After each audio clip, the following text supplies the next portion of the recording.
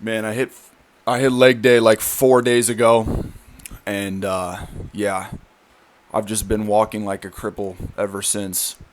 Do you ever feel like you just set yourself up for failure consistently, and then you look back and ask yourself, why do I keep on doing that?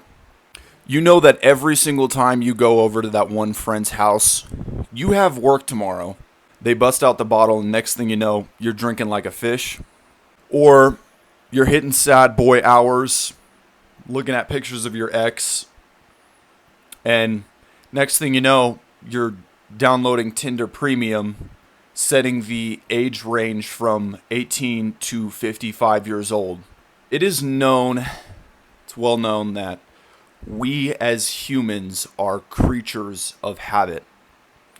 And recent research actually shows that I think it's over 60% of the things that we do on a day to day basis are habitual. Now, I've seen over the years in the mental health space, the self improvement space, the recovery space, people talking about how it takes roughly 18 to 30 days to create a new habit, or it's also known as the 21-day challenge. Only seen videos and blogs really of people trying to improve their life and add something new in regards to good habits. Although I think it works a little bit differently with bad habits. Though for many, it only takes one hit of crack to start selling the clothes off their back. There's a very common theme that I see around me, not just on the internet space, but just in general, of people self-sabotaging. You see some success around the corner, instead of buckling down and chasing after that success, pretty much throwing it all away for some good old instant gratification. Now, I hear too many people saying this statement of, "Oh, it's not that I'm afraid of failure, it's that I'm afraid of success and what I'll do with it." I'm just like, man, that is one of the stupidest things that I've ever heard. Pretty much anybody wants success. Anybody wants to be successful, but it's just about maintaining that success and continuing a positive, healthy lifestyle through it. Now, since we are creatures of habit, we consistently cope with failure, letdown, pain using a certain form of escape. And just like any good habit, this coping mechanism also needs to be progressively overloaded. And I shouldn't say needs to be, but it just happens to be. Just like working out, instant gratification gets heavier and heavier. And next thing you know, it takes 50 times the amount that it used to take of that exact same instant gratification object to get you to the same place you were when you first started it. This is also known as tolerance. We see this in nearly every facet of overindulgence, whether it's in regards to sweets, drugs, or sexual videos. So what is keeping us from success and driving us towards these coping mechanisms? Habits, of course. Now, I'm not going to go super into detail talking about habits, talking about James Clear, and talking about brain chemistry regarding systems, because if you're watching this video, I'm sure that there are a good handful of good habits you can participate in that will push you towards your goal. Now, is it because you're lazy? Is it because you're genetically dispositioned to fall for these specific bad habits? Or is it just because you're not as smart as the successful people around you? Alright, so little backstory on my life. I started using drugs at, I would say, a relatively young age. Beginning of high school, end of middle school, probably about 14 years old. And once my folks started catching on, they were really pushing for me to be sober, strive after sobriety, and stay away from certain peeps that were, let's just say, helping me indulge. Now, I remember this phrase that my mom always used to say, and for some reason it always used to piss me off when I was younger.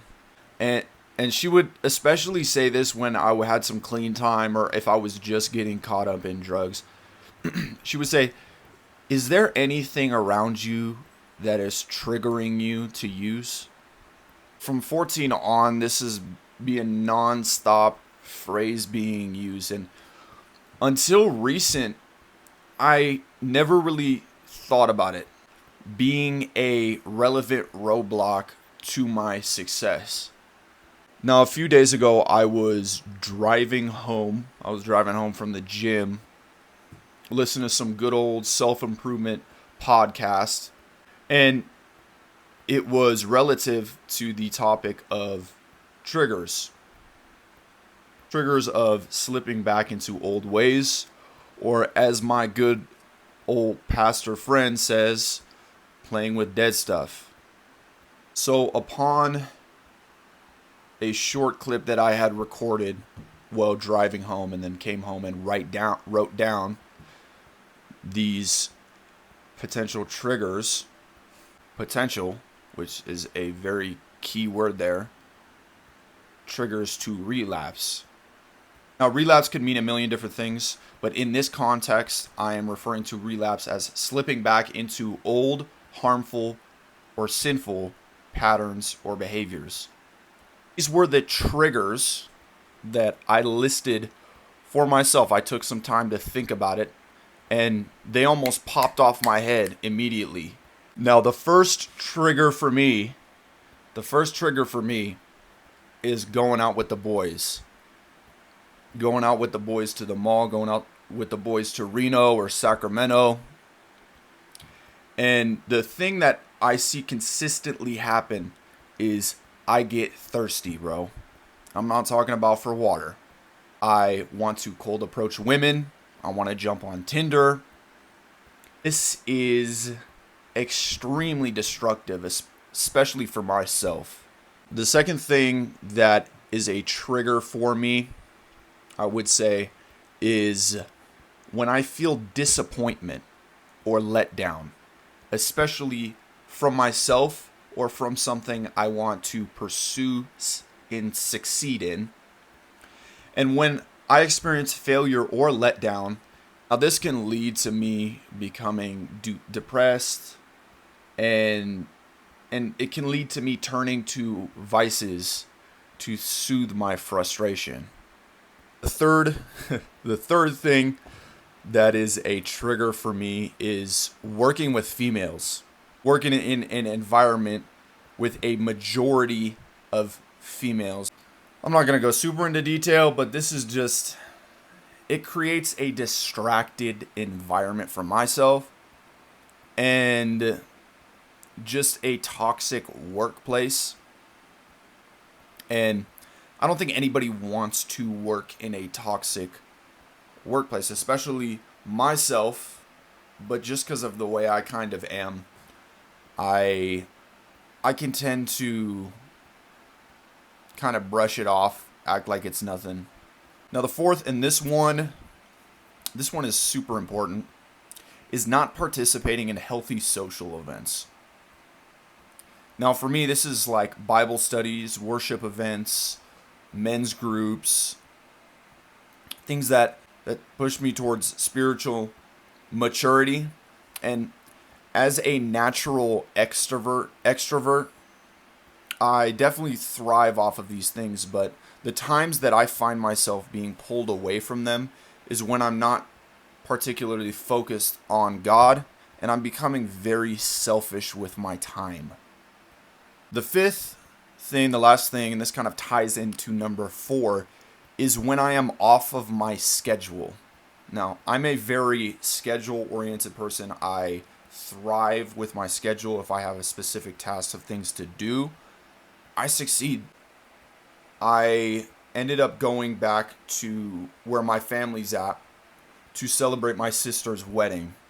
And just because I was dealing with some personal issues, personal relational issues, alongside with me being so schedule oriented, I kind of turned into a hermit. I used the time to myself. I wasn't participating in these groups and activities, and I ended up wanting to leave very early. Thank God I didn't, but I ended up wanting to leave the entire trip early. Luckily I made it, and I happened to be there for the wedding and etc., etc. But I become very selfish with my time. I believe it's my time instead of this is my opportunity as a healthy person, as someone who is improving his social skills, his life, to basically showcase that, to participate in anything and everything. And there are certain times where becoming a yes man is a good thing. Saying, yeah, let's go, let's do this, let's do that. Making new things happen, making new events happen, going out with old family friends. This is extremely healthy, and it deepens your relationship and bond with your family. For quite some time, I had questioned why I would consistently fall back into these old patterns of behaviors, because there's a lot of times where I had good success, good streaks and months of success, and then I would fall back into these things because of these specific triggers. Hopefully you're not just watching this video for entertainment, and you actually want to improve your life and apply the wisdom and knowledge that is given to you. Take out a pencil and paper and write down any roadblock, any trigger that leads to you relapsing. When we reach these specific things that may be triggers, we can't just throw it all away knowing, oh, okay, it's a trigger and I'm definitely going to fall back into it because, oh, look at me, I'm in my bed and I'm on my phone and it's past 10 and I know this is a trigger for me. This is a call to want to not do it even more, especially if we have brothers or accountability in our life. Make this known to them. Tell them what your specific triggers are. It's something I've done. And be vulnerable. Be open. Say, look, man, when we go here and do this, I'm vulnerable, let's say, to want to pursue women. Want to fall back into my old ways. This is going to make them respect you even more, bro. I'm going to leave you with a verse here. It is 1 John 2:10. The one who loves his brother abides in the light, and there is no cause for stumbling in him. Man, we got to remember that we are examples for each other. So why not be positive examples that we're gonna push along our brothers into success and not be stumbling blocks for one another. Blessings.